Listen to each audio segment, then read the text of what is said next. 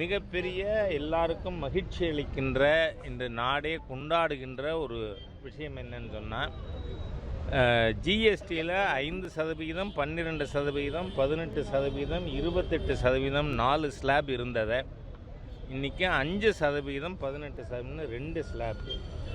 பல உணவுப் பொருட்களுக்கு வரியே கிடையாது. அப்படியே வரி இருக்குமானால் அதெல்லாம் 5% ப்ராக்கெட்டில். இதன் மூலமாக நாம் ஏன் இதை மேற்கொண்டோம் என்றால், நேற்றுக்கு முன்னாள் நிதியமைச்சர் திரு ப. சிதம்பரம் அவரோட தலைமையில் இந்தியா என்ன நாடாக இருந்தது?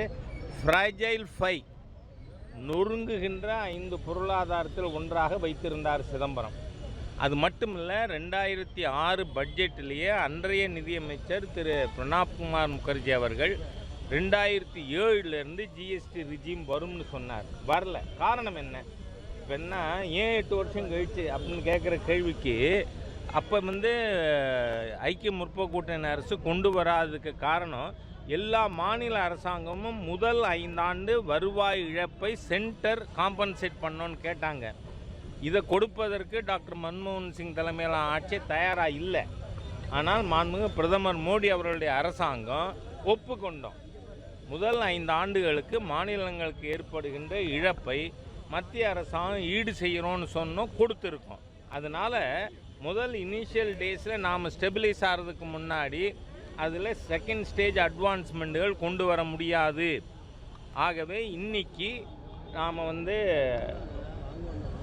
அதாவது முன்னெல்லாம் எக்ஸ்போர்ட் ஆர் பெரிஷ் அப்படின்னு சொல்லியிருந்தாங்க. ஒன்று ஏற்றுமதி செய்யுங்க, இல்லை வீணாக போங்கன்னு. ஆனால் இப்போ அப்படி இல்லை. இந்தியா வெறும் உற்பத்தி செய்கிற நாடு, ஏற்றுமதி செய்கிற நாடு மாத்திரம் அல்ல. இந்தியா 140 கோடி மக்களை கொண்ட கன்சியூமர்ஸ் இருக்கிற நாடு. ஆகவே நம்ம இன்டர்னல் கன்சம்ஷனை கூட்டணும், நுகர்வை அதிகரிக்க வேண்டும்னு சொன்னால் மக்கள் கையில் அதிகமாக பணம் இருக்க வேண்டும், கன்சியூமர்ஸ் கையில் அதிகமாக பணம் இருக்கணும்.